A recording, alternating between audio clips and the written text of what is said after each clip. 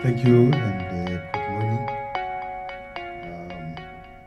We've got about 30 minutes for this session, and so we'll be giving the presenters 5 minutes each. And I can see Miriam is complaining already. The session is about labor markets in Africa, and it focuses specifically on young people. I think we all participated in one way or another in the previous session, which demonstrated that the issue of inequality is quite a serious and pertinent one on the continent. And I think one of the takeaways from that is that sometimes, as South Africa and a few African countries have experienced, periods of high growth do not necessarily result in the reduction of inequality. All the boats may be lifted, but the pace at which they are lifted may not be the same. African economies are changing all the time. There are new elements that are manifesting now with regard to low-end manufacturing, ICT-based services, and so on.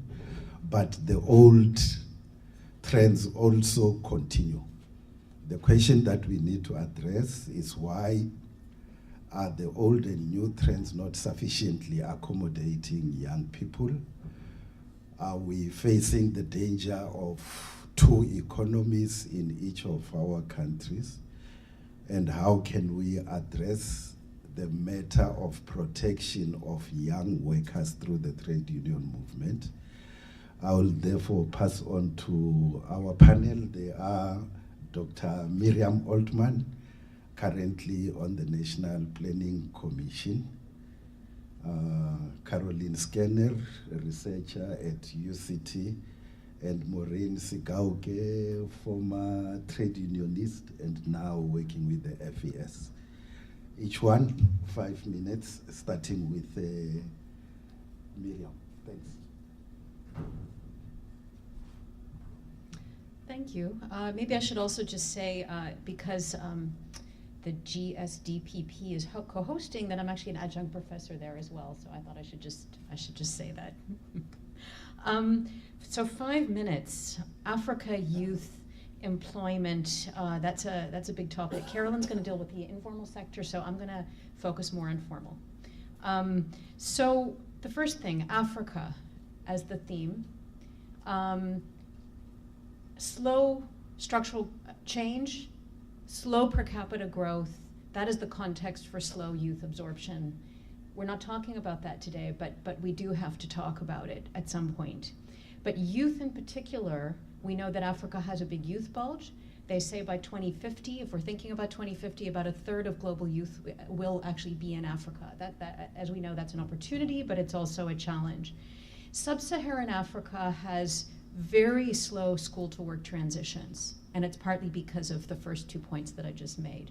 The economies aren't growing fast enough, and we are challenged around education, and we have a youth bulge. So the movement, and that is inherent to the youth question. We were talking about NEET earlier, and somebody beside me asked what a NEET was, so maybe not everybody knows what it is. It's a really important idea in relation to youth, not in education, employment or training, and maybe not in that order, not in employment, education, or training. It's a very important idea when we're talking about youth in particular, so this is what I'm going to get to. Firstly, Sub-Saharan Africa across the board, including South Africa, but right across the continent, very high returns to education for the formal sector and also for self-employment. Rwanda, just to take an example, those with lower secondary and upper secondary education earn 2 times to 4 times as much as those with primary education. That starts to give you an idea about the inequality question and how one starts to deal with it. In South Africa, it's certainly true as well. Earnings of household enterprises with education in Rwanda, Tanzania, and Uganda, people earn more, even if you're in self-employment, whether it's formal or informal, earn 2 to 2.5 times what those without education do. So very important, and yet very weak investment in the labor market, in education, or labor market orientated education, if I can say. So sub-Saharan Africa lags all other regions in secondary and tertiary enrollments. And I'll just give you a top line number, that about 35% of youth are in secondary education as is appropriate, for the age. About 55% are in secondary education in South Asia, and 78% in East Asia, just to give you a comparison. The throughput is also a problem. I'm speaking about South Africa and right across the continent. So you've got an enrollment problem, obviously, that arises from a throughput problem. The primary intake is about 96%. So 96% of kids do make it into primary school. But just to pick one number or two numbers, by upper secondary, the intake is 25%. So only about a quarter of those kids make it to upper secondary, and then only 19% of the original cohort finishes, to give an idea. So right there we've got a problem. When we talk about youth, Professor Ayiti was raising the point, you can introduce vouchers, you can introduce a whole range of programs. They tend to not go to scale anywhere. And part of the issue around youth is that it's the foundational population-wide actions that are needed. And you can do vouchers and incentives on top of that, but if the foundation's not there, and I think that's why very often these youth programs don't go to scale or have the kind of impact that we'd like to see. Firms across the continent say they can't find the right entry-level skills. 54% of firms across the continent say, I realize, we're talking about Africa, it's a very big and wide topic, but this is kind of an average of studies done across the continent. 54% of firms say they can find tertiary graduates, but not with the right skill sets. And we know that story. People who study to work in government when there aren't any government jobs, not sufficient amounts of vocational training. Firms yet aren't training as they should be. The gender disparities, as we know, in tertiary and vocational training are quite vast still. So policy, because we're going to go into a session. Can I have another minute? Okay, I'm just going to continue. Because this is the part that leads us to the conversation that happens next. So what does it mean? And I'm going to reach back into education because it's important for the reasons that I just raised. I'm not only going to talk about vouchers and extra stuff. The first is, and this is true of South Africa and right across the continent, ensuring high quality education to grade 9 at least is key. It's one of the reasons that kids drop out. So that needs to be a continental-wide commitment. People often say, well, do we really need this many university-educated people? And it varies depending on the level of per capita income. There's no doubt about that. But a basic layer of high-quality education to grade 9 fuels everything after that, be it vocational, be it on-the-job skills training, be it self-employment. It's a basic foundation that we should be committing to across the continent. The second is that there needs to be a significantly better connection between employers and education. We often talk about that, but in most countries that certainly I connect with, and certainly what the evidence shows, is that that connection is very poor.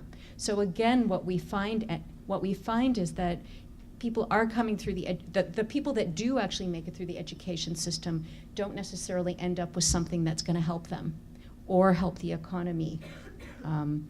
Third, equalize education access for boys and girls, including channeling girls into non-traditional occupations. Fourth, increase the quality of spending in education. You'll find that many sub-Saharan African countries, including South Africa, have reached a ceiling in terms of what they can spend, but there's a huge disparity in outcomes. So if you're in Rwanda or Mozambique, a high level of literacy is achieved in 5 to 6 years, as compared to 8 or 9 years in Gambia and Mali, and I don't even want to say what happens in South Africa, a well-to-do country, but very poor education outcomes. Okay, I'm closing now, don't worry. Critically, once you're once you're coming to upper secondary school and leaving school, one of the critical things missing for most kids, and it's really true in this country, in South Africa, are the basic, I don't know if you can call them soft capabilities. So problem solving, work readiness and attitude, communication skills. And everybody asks, what about the fourth industrial revolution? The critical thing that we were talking about China, there's one thing about China is that the entire population is digital ready. I mean, it's almost in their DNA and their bloodstream, the digital capability in all classes across society. That is a population that is ready for the future. We don't know what the jobs are going to be, but we know that people won't be prepared if they don't have digital readiness. And that is not true right across, and I mean not Facebook, I mean digital savviness is not true across the continent. And that is, so no matter what happens around the fourth industrial revolution and the introduction of robots and so on, we don't have a hope if our youth aren't digitally savvy. Balance between academic and vocational training is an old theme in the continent and hardly addressed. Then finally, just the labor market interventions. Every single country is different. Firstly, those are the things that have to get sorted out. No intervention around youth is going to work unless those things are done, because you don't have the feedstock, so to speak. On the one side, we need incentives for youth, improving information, but also reducing the financial barriers. You know, there's been a lot of debate about, you know, free higher education in this country, and is that the equitable thing? But the reality is the strain on kids who go into higher education from low-income communities is severe, and probably a very good reason for why people drop out. Okay, I'm off.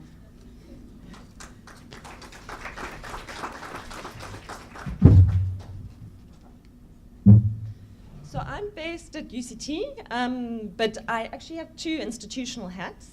And the second is a global research and activist network called Women in Informal Employment, Globalizing and Organizing. WeGo. And I do have to emphasize this because this is where a lot of this content comes from. But I do have to have slides.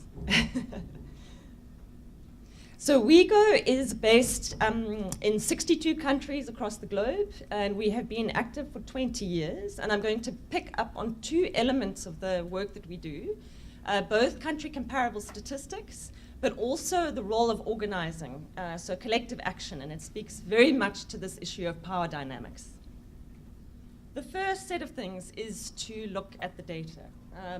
So I have lovely statistics hot off the press, and it's partly speaking to Trevor's issue. This has come out in 2000, just a few months ago, actually, from the ILO. It's entitled Women and Men in the Informal Economy, a Statistical Picture.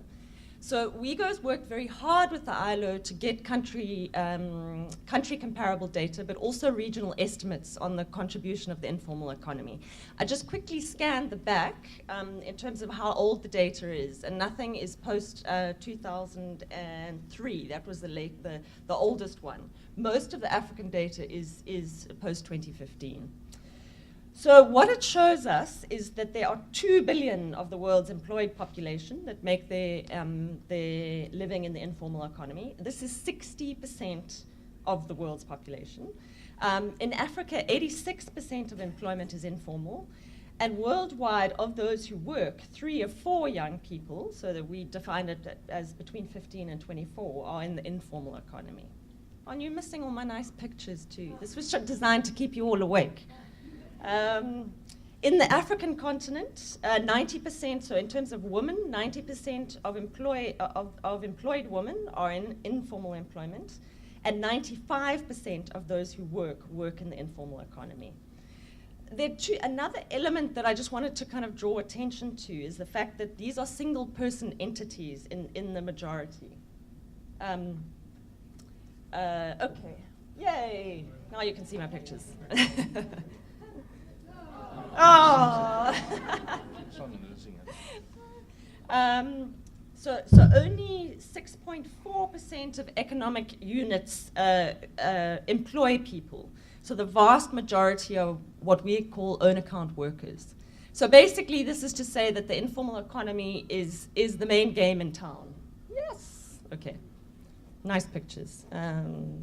2 billion, 60%, even more the case in Africa.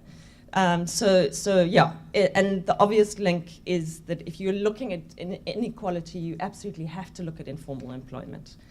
So I was then asked to talk about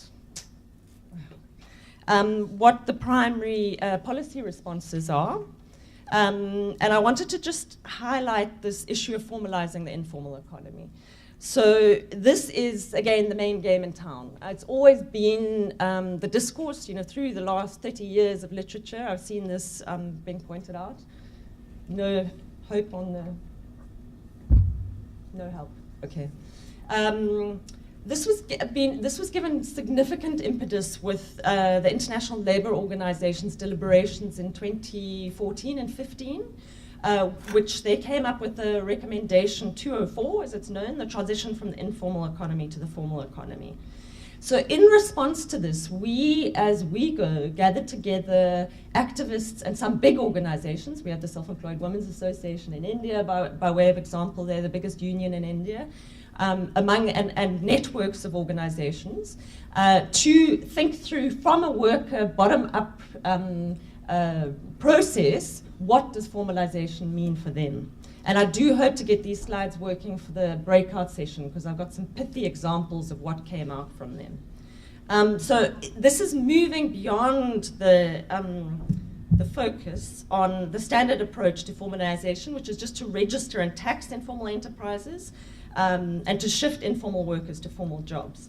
It's really about nuancing this. So the first is to say, and this is a compilation of what we came out with through among the researchers, but particularly from worker-based movements.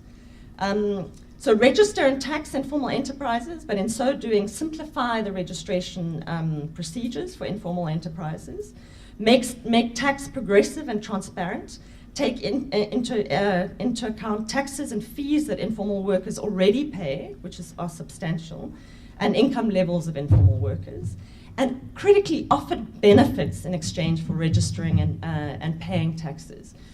So we look, for example, to Brazil in this, where in a process of registration of informal businesses and workers, you get access to the social protection system. So this is absolutely critical. In this era, we're having far less access to social protection globally. So there's got to be some kind of incentive here. Shift as many informal workers as possible. Glorious. Okay, so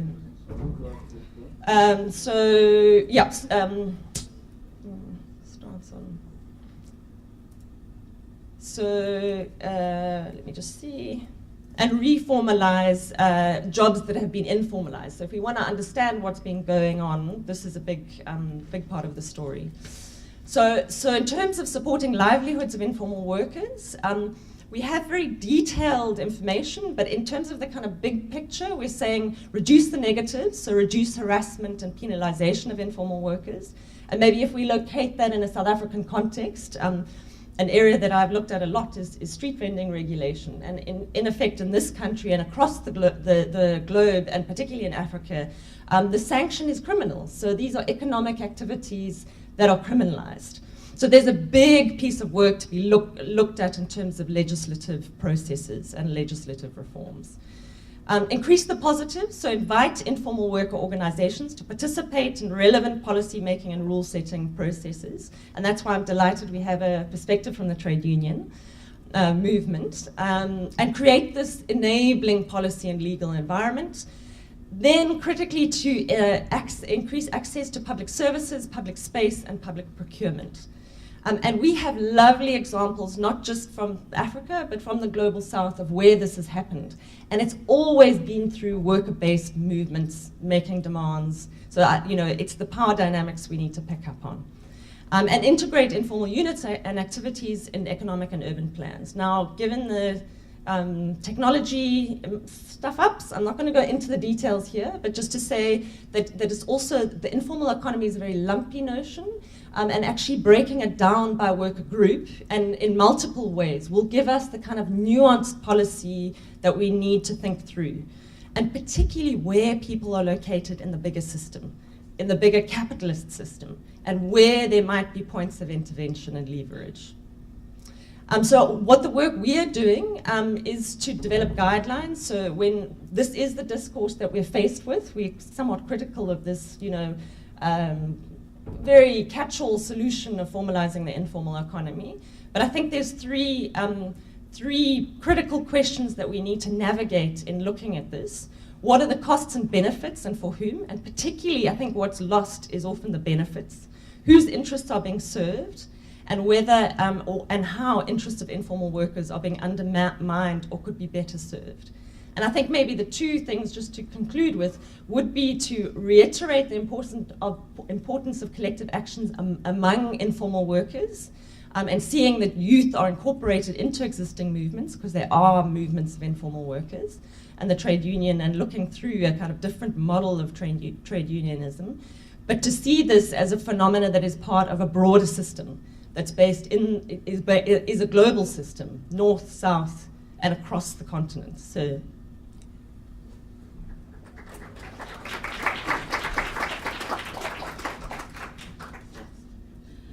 So just so that we don't have a repeat of just what happened with technology, I'm not going to need the computer, but I had prepared a PowerPoint presentation which I'm happy that I'm going to share in the breakaway session later on after break. Yeah. How many of you remember or know Mohammed Bouaziz? Love the hand from there, and I also love the hand from that side, because it's a story that I can now relate to in 2018, and yet it happened in 2010. For those who do not know who Mohammed Bouaziz is, Mohammed Bouaziz was a street vendor somewhere up in North Africa, and he was very educated, but the job market simply could not simulate him into the market. And do you know what he did? He killed himself. The Arab Spring. Does it now ring a bell? I can relate to that 8 years later, because I found myself in 2015, top of my class, graduating with an applied chemistry degree in Zimbabwe. But 5 years later, the job market in Zim cannot assimilate me, and I'm jobless, highly educated, very intelligent, but still jobless. And I can see by the number of nods around the room is that it's a story that all of you can relate to, isn't it? Yeah. And it's a phenomenon that is not only common in Africa, but even more so in developing countries, Latin America and beyond. And I think that is what I'm going to speak to. And I'm not going to be academic, but because I'm going to speak from my lived experiences as a young, educated, jobless, active young citizen. Okay. But I'm also going to slightly touch about the role of trade unionism, because being a trade unionist is what springboarded me into this broad spectrum of activism. Yeah, so the speakers before me, thank you Miriam, thank you Caroline, and the ones from the first session, said it enough times that the world of work has been changing. Casualization, liberalization of the world of work is what we are now experiencing because of the economic models that we are all conversant with, isn't it? And I cannot emphasize that enough. And the consequences of that change is twofold. First, on the trade union movement itself, we have become less insignificant. To quote from Dr. Trevor Manuel, he actually said that we've broken down. Baloy said we have been fragmented. And that has resultantly reduced our efficiency in terms of discharging our role as a protector, as a champion of workers' rights that are constitutionally enshrined within the constitutions of most countries that we all come from. The second effect of the casualization of labor is that there has been a growing, like you guys just said, a booming, widening increase in the number of players that are participating in the informal market, which I'm also now actively participating under the guise of consultancy. Yeah, so resultantly, there still is a labor market, but statistics that I got from WIGO, but also from labor-related research institutes such as LEDRIS, where I come from in Zim, is that of the remaining 20% that are still within the formal economy, only sadly about 30% are youths. So where are the youth? the youths are 75% players within the informal sector. So that in itself demands the trade union to evolve, reorient itself, redefine itself, so that it goes beyond the legal jurisdiction of them working within the formal setting, but also then reach out to where the young people are. So I'm not going to go down to details, but we are going to get specific when you get into the hour-and-a-half long breakaway session, which is enough, I guess. There are two things that we need to do. Call of action. And I think the organizers of the event need to rephrase my session and call it the labor market for young people, the role of trade unions and other key stakeholders. Because this is not a job that only trade unionists can achieve alone. Remember, we already have structural impediments and challenges that do not allow us to play an active role in protecting young people who are actively playing a role within the informal sector. So this is a collective role. So the first call of action is for everybody who's here. I know that I've got fellow activists from the Atlantic Fellow cohort of 2018, 2019, soon to be the best cohort, I'm sure. Yeah. So I know that I've got activists who do not particularly subscribe to the trade union movement, but also feed into the activism all the same. But I also have people coming in from donor agencies. I also have people coming in from general civil society organizations, including, and congratulations to women working on farms who won an award yesterday. The honors are on us to realize now more than ever that unemployment is not a trade union issue alone. Unemployment, underemployment is a threat to development, and it is everyone's collective responsibility. So it is our collective responsibility to create a movement, to build a movement of people who understand that our development is going to be threatened, and it's only until we speak with one voice and call our governments to speak truth to power to our governments and tell them that they need to pay particular attention to the issue of employment, are we then going to maybe protect the young people who are participating in the informal sector. The second call of action is to the trade unions themselves, of course, because we have been the blue-eyed baby of the government, because we've got structures that are made for us where we sit and dialogue with governments. Thank you. I think it's important for the trade union to now stop seeing themselves as a privileged sector of civil society, but refocus and embrace and reach out to the players who are outside within civil society and work with them so that they can use their historical memory and experience in mobilizing and organizing and help them in organizing the young workers that are in formal sector. It is my desire that when I come next year, COSATU is going to be working hand in hand with women working on farms, or the casual, what is the runner-up?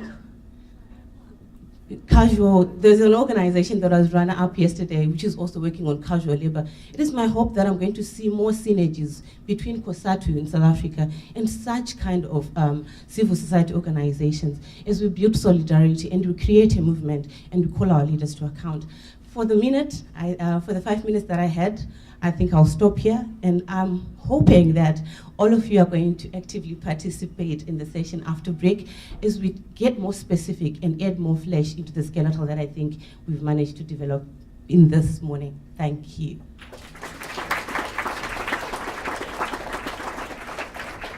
Thank you very much to all the speakers. I suppose we're all familiar with the program, that after this we'll be going into break our sessions.